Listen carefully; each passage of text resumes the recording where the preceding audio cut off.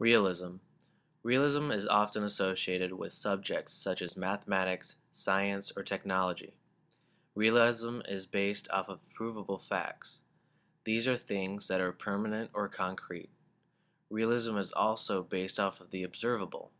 If we can observe something happen, it must be true. The teacher is thought of as a single source of knowledge in the classroom. All knowledge comes from them. Realism is taught through labs, demonstrations, and lectures. Philosophers that can be associated with realism are Aristotle, Locke, and Rousseau. We are going to focus more on Locke and Rousseau. Our first philosopher is John Locke. Locke was born in Somerset, England on August 29, 1632, and died on October 28, 1704. As a child, he attended a renowned school named Westminster.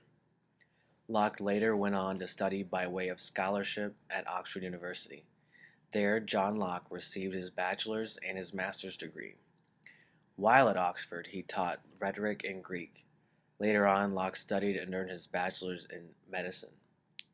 He worked with many well-known people such as Robert Boyle, Thomas Willis, Robert Hooke, and Richard Lower. He was expelled from Oxford University before he proved Descartes' notion of innate ideas was wrong in an essay concerning human understanding. Locke believed that the most important part of education was virtue. He believed that a child should be punished by way of shame and not by physical harm. The reason for this was to stray away from violence.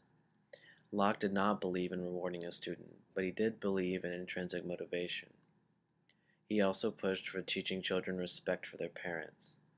Locke believed that a sound body is a sound mind. An example of this is making a child wear little clothing in the winter as well as no shoes. He believed in play. Locke also believed in learning a manual trade. He thought that there was no such thing as a stupid question, and that it should be answered in a simple manner. He believed that reading should be encouraged and that foreign languages should be taught by speaking it. Locke believed in teaching a full spectrum of subjects such as history, math, chronology, laws, speaking and writing, and geography. He believed that religion should not be taught because it brainwashes. He believed in contextual learning, and he believed that common people should receive a limited education.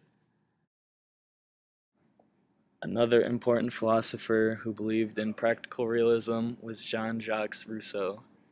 He was born June 28, 1712, in Geneva, Switzerland. He grew up a lot on his own. At the age of 10, his father left him with his uncle. After growing up, he had plenty of affairs in his lifetime, and the children he made he gave up for adoption. His book, Emile, which was anti-Catholic, forced him to flee and brought him to many places in Europe. He died at the age of 66, and he can be found buried in Paris.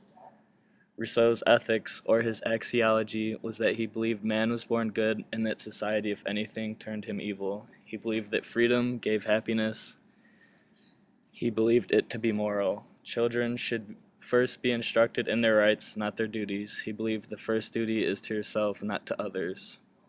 Rousseau had many educational ideas. He believed that a strong body was important, meaning that you should exercise and diet and be able to withstand physical hardships. He believed that children should be dealt with differently. Don't reason with them as if they were an adult, but talk to them like a child. Let them be responsible for their actions. If they broke their window, let them get cold due to it being broken. He believed in making children learn naturally, making them learn geometry, geography, and drawing through observation. He believed in cultivation of curiosity, learning a natural trade, history, law, learning through play, and chronology. His ideas have inspired learning today. His ideas about language learning were ahead of his time. Teaching students through observation would prove to be optimal and is still used today. And mainly, his idea that every age has a ripeness to learn is used a lot through the stages of learning.